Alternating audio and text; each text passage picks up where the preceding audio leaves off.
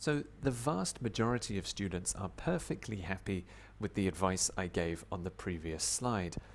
A lot of them are mainly worried about talking for 2 minutes in the exam, and if they can do that, then they are very happy, and they're probably aiming for a band 6 or a 6.5. However, for the other students who are really aiming for a band 7 or above, I think you do need an extra layer of strategy.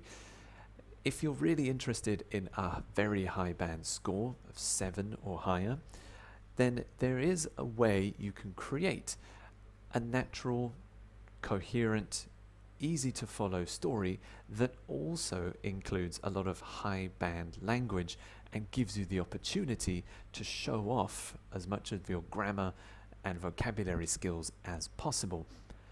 If you're interested in getting that strategy, you can see it here. It's the PDF strategy. What does it stand for? P is the past. If the cue card was the same as the previous slide, describe an interesting talk or speech, you could start using the past. Go back to the beginning. I had never watched a TED talk before, but I was recommended this one by my friend. Starting in the past allows you to use certain grammar tenses that are less common. In this example, you can see the past perfect. I had never watched. This is less common grammar, so therefore, if you use it correctly in an appropriate place, it should give you a higher score. Not many students at the band 6 or 6.5 level could probably use the past perfect well. So if you can deliberately use it here in an appropriate place at the beginning of the story, it's really good, it's really impressive. So starting in the past allows you to use the past continuous, past simple, past perfect continuous if you're feeling brave. So it gives you a great jumping off point to show off high band grammar. The next step, D, description or opinion.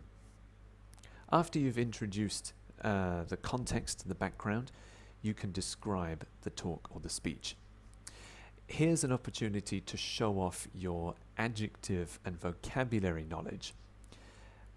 The professor was Canadian and spoke in a very eloquent and engaging way.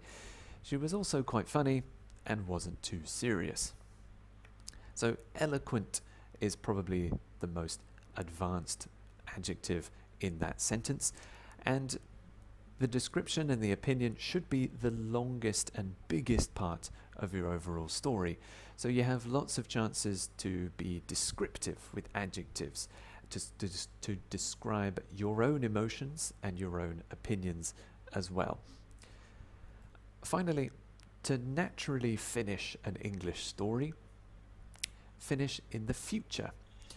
The future, again, allows you to use a lot of different grammar tenses and advanced structures in a natural way in an appropriate place. Here, I use the first conditional